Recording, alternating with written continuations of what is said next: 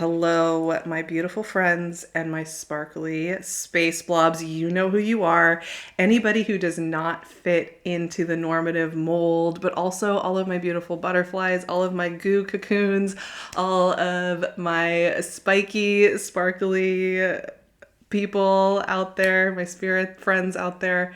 Hello, welcome to this space. I am sitting on the floor of my creative little studio space here once again. I've got my little soul friend beyond by the Brittany dog back here with me. He's always lurking around, and thank goodness for him. And I sat down to start preparing for this Pisces new moon, and I just felt this surge of just being so tired of societal norms and like this normie oppression that's trying to exist in the world right now, which is always trying to like kind of be the overlords of everything, pathetically enough. I'm just so tired of it. And this is one thing I will say. We are about to talk about the Pisces new moon happening on February 28th. And I've said this so many times, but I will say it again, and I will say it probably hundreds more times. Pisces is the most countercultural sign. I know we think about Aquarius and that kind of evolutionary, innovative kind of energy that Aquarius brings, which absolutely Aquarius wants us to express in new ways and commune in new ways. But Pisces kind of throws out all of the cultural structures and, all the points we get for being somebody in the world and producing things and following a timeline and being linear and healing fast enough and all of that stuff. It's like not interesting at all when we're working with Piscean energy. And that frees us to really look at how we want to use our life force, what we're giving our attention to, and how we want to commune with those themes in the coming year ahead and in the new season ahead. This Pisces new moon is also happening right in between the end of Mars retrograde and the beginning of Venus retrograde. So I think it holds this really cool place of reflection. Mars retrograde really had us reflecting on what are these external motivators and productions that we think we need to put on? And are any of them even true? And what do we actually want to be doing with our life force and our energy? Do we want to be using it to uphold systems and expectations that feel horrible and feel like we're betraying ourselves? Most of us have been really uncovering some of those systemic things that we do not want to uphold anymore. And then preparing us for the Venus retrograde, which is a renewal process of coming into contact with our deep gifts and knowing. So this Pisces new moon is holding a space for us to integrate the wisdom and to sit in this moment between these two big retrogrades. And it's also a moment for any of us that are just really tired of hearing about the normative culture, hearing about the production culture, and thinking in those terms, and are just ready to call back soul to ourselves. This is a very healing, quiet, calm Pisces new moon that is helping us to center, reclaim our energy, come back home, and be prepared to show up brighter than ever. So let us get into this Pisces new moon. I've got like a special little edge today. I'm feeling just, a little sharp at the moment. I'm a little over certain things. And I'm sure many of you can relate to that. So let's get into this. If you enjoy taking apart archetypes, thinking about them in new ways, reframing astrology, and getting out of some of the toxic ways that it's discussed here in the internet spirituality world, you should definitely stick around in this space. Subscribe. Let me know, how are you feeling? And let's get into it.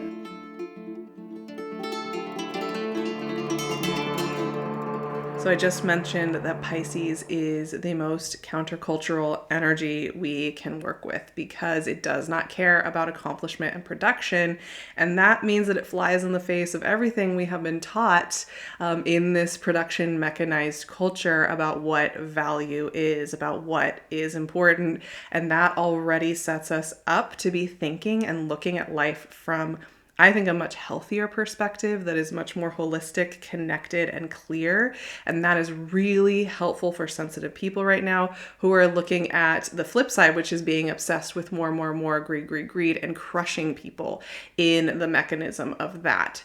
So that is the really important thematic quality of this Pisces new moon. Of course, new moons are about planting seeds. They're about sitting in the darkness and feeling and communing with ourselves fully, which is why often, even though we often think about full moons as kind of the big drama, actually new moons can be sometimes more physically present, more communicative in a really profound way. So if you tend to feel some of that intensity from new moons, it makes a lot of sense. And this particular new moon with the sun and the moon together at 9 degrees of Pisces is highlighting soulfulness. It's extremely loud right now. And we're working with a lot of energy in Pisces in general. Sun and moon are there, Neptune is there, North Node is there, Saturn is there. We are working with so much of this Piscean wisdom. So soul and spirit are allowed, which means that we are getting intuitive nudges and wisdom from not obvious places. And this is where I was saying, normative culture is not where the interesting information is coming from. It's not going to be coming from the obvious by rote places that we're told to look for great guidance. It's just not going to be there. So this is just a reminder, I think, and a supportive nudge to let you know that it's okay to look in unexpected places for wisdom and guidance right now, because it's going to come from outside of what we're always told is the way you get your information, the way you make life decisions. And of course, we balance this all out. There are practical things to consider in life, as always. We balance that with that soulful calling. But I think it's a reminder that many of us feel like we're not allowed to listen to something that we know to be true. And we feel like we have to go through a more mechanized process to come to clarity and answers. This new moon is reminding us that beautiful things don't feel like cruel hardness. They don't feel like that crushing of self. They might require courage or honesty or, change or shift or like discomfort in those ways. But it's always coming from a place of deep truth, of deep connectivity, of deep safety within that. And a lot of us, I think, are going to be feeling and noticing where we're getting those calls from within the house. And they aren't coming from the normative script. They aren't coming from places we might be expecting to look. And I think that is such a beautiful way to kind of think about this. Like when we sit down quietly and really are with ourselves, where are we torturing ourselves? Where are we pushing ourselves? Where are we trying to make ourselves fit over and over again? And what happens when we release that and we allow ourselves to just be with the ingredients that are with us? And that brings me to the second theme of this Pisces new moon, which is that this is a new moon that is asking us to reclaim pieces of our energy, our soul, our attention that maybe have gotten scattered over these first couple of months of the year. This is a fantastic opportunity to re-magnetize to your center and to things that feel true to you. A lot of us have felt that sense of there's this feeling of all of these systems and entertainments and noises and things trying to get all of our attention, trying to pull our attention out. And not all of that is insidious. Not all of that is negative. Some, we're made to connect outward and to do that. So it's not all about just being paranoid and scared, right? But there are certain things that have sucked our energy and attention, even when we really don't want that to be the case. So this is a great thing too, to think about calling all of your energy home. Calling all of it home, getting really deliberate about that. And I'm actually going to be doing a practice for this process of calling everything home over on my Wild Dreaming community over on Patreon. If you would like a guided practice to kind of really intentionally bring that in and to do it with other people, I would love to see you there. That's such an important part of this Piscean energy, is the magnetization of coming back home. And then once we've collected those pieces and we've intentionally brought our energy back, what wants to be seen, what wants to be visioned, what wants to be noticed, what wants to be heard. It's a very, very clear calling time. And like I mentioned, because it's between the end of Mars retrograde that ended up in Cancer and the beginning of Venus retrograde, we're also listening for the way we're being called in new and different ways than even 6 months ago or a year ago. Many of us are coming into new understanding about where our gifts and talents are leading us and what life is going to look like, and we're getting used to that. And as we're reclaiming our energy and as we're listening in and we're getting out of the, normie culture looking for information in those places, and we're looking in this quiet moment of real communion with ourselves, many of us are going to be getting very important insights about where to put our energy and focus. The final thing I wanted to say just about this whole Piscean idea, because this is just like an epically Piscean new moon, and it's just really highlighting so much. It's also inducting us into some of the eclipse energetics that we'll be working with in March. So we're starting to open that up. It's not an eclipse, but it is opening us up to eclipse season, is this perspective shift thing. So one of the things I really like to do when working with Piscean energy is to, get more into my connective mindset, because Pisces is about being a part of the whole. And the liberating experience of being part of the whole means that we no longer have to base all of our value just on what we accomplish as an individual, but that our belonging in the whole is already what makes everything done and beautiful. And one thing that's really helped me recently is to get into a perspective shift where I zoom out of the human drama. Like, that's a very real part of this world and it's happening. But, seeing life just from the perspective of developed culture can feel very despairing sometimes. There's a lot of these mechanisms have just gone so awry and are so destructive and greedy and, just not very lovely, not very beautiful. And when we are, focusing in on that, which sometimes we have to see and witness and focus and know, it can leave many of us feeling hopeless, tired, enervated, like just nihilistic about the whole thing. And like, well, but this Pisces new moon is also inviting us to shift perspective, to put little cute humanity that's just kind of sometimes a little funny with the way we like to do things and torture ourselves in our very busy minds, into the context of the natural world, into the context of the cosmos, just understanding that it's all connected to something so much bigger, and that the human dramas are happening and they're real, and part of our learning is how do we care for each other, right? That's beautiful. And there's so many other systems at work too. There's so many other connections. Even just, watching a bird out your window or listening to the wind in the trees is a perspective shift that helps put things a little bit more in a healthier perspective, I think, in a way that allows us to call back the energy home.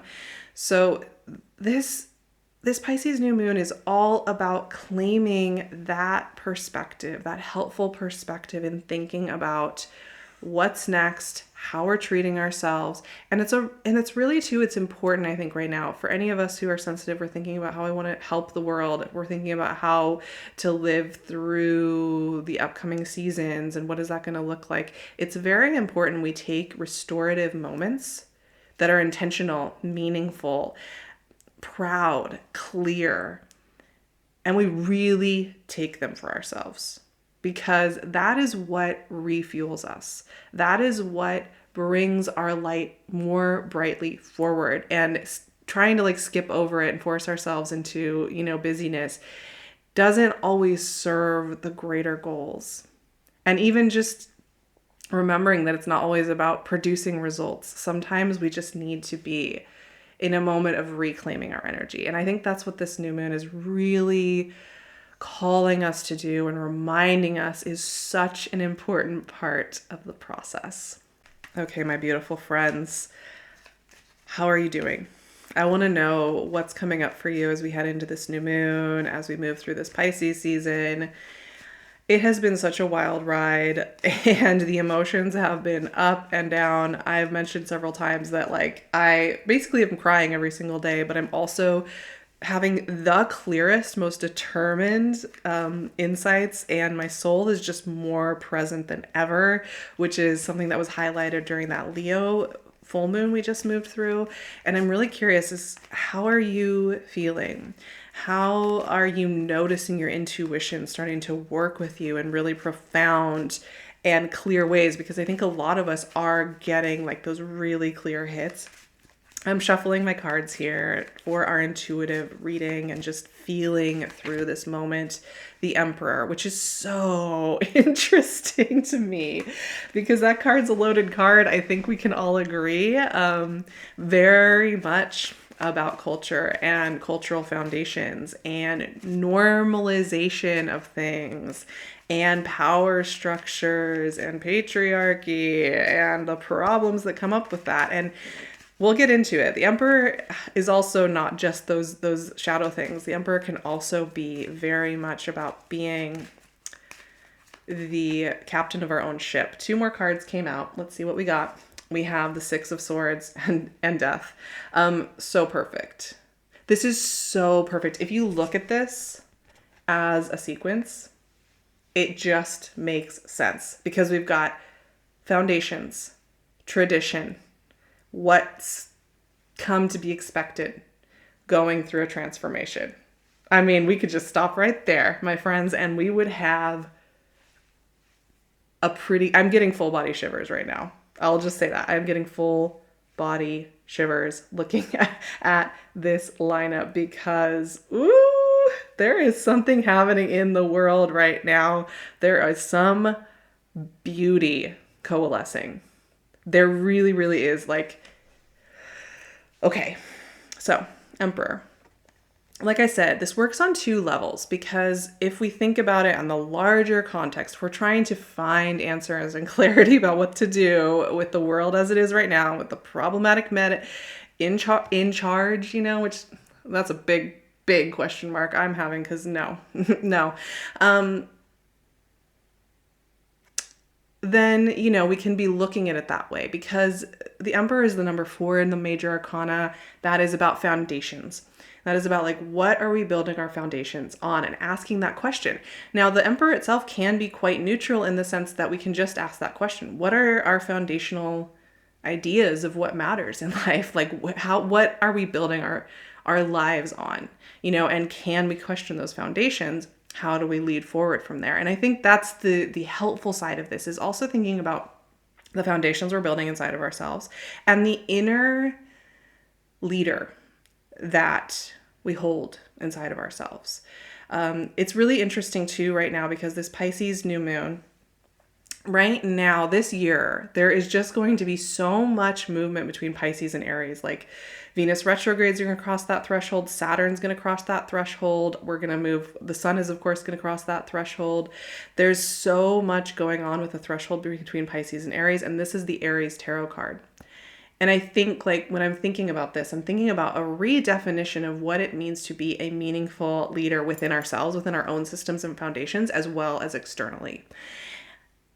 The Emperor is also one of the major arcana cards that needs the most help because it's being asked to transform. Foundations cannot just stay the same forever. They have to change, but they resist change. It's uncomfortable for the Emperor to change, but that is exactly what's going on here. Because these 2 cards, like they actually mimic each other really beautifully with the Ferryman and the Deathbringer here as they cross into new perspectives. The 6 of Swords is about leaving the familiar shore and moving to a new shore. Something must be left behind, an identity, a way of doing things, a way of speaking about things, a way of treating people, whatever it is. A way of treating ourselves is being left, and we are going to the mystery and the excitement of the new. And in many ways, death is also that bringer. You'll often see in this card, you can see in this rendition, the sun rising between these towers.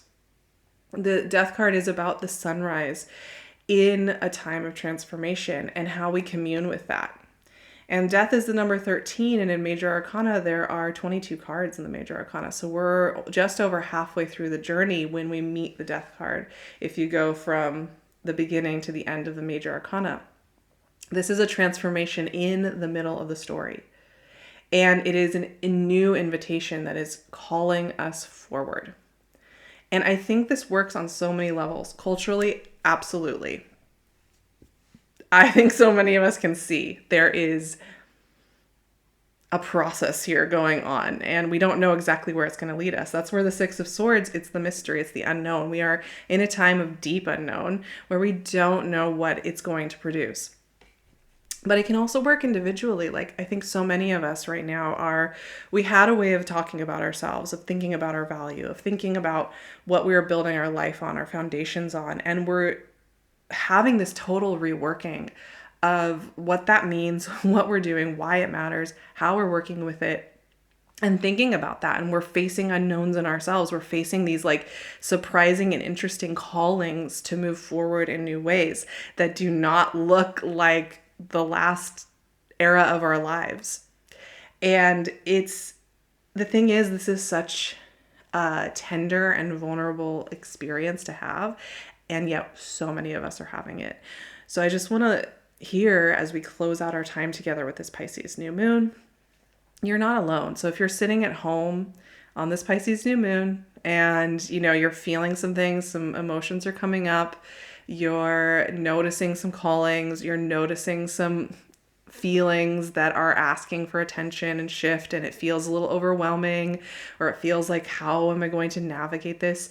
You are experiencing that with all of us as we really think about how we're changing foundations, how we're changing the foundation of the way we approach this life, and inviting that in. It is emotional. It does bring up a lot in the body. And I want to reiterate here as well, if you're a sensitive person, which this community is, like, we know this. If you're somebody who's lived for a long time outside of the normie lens, which is, problematic on so many levels, which this community, once again, that's who we are here. You're probably feeling a lot of waves of energy in your physical body right now, and have been for the last several weeks and months. And that makes a lot of sense. So take care of yourselves. You're not losing your mind.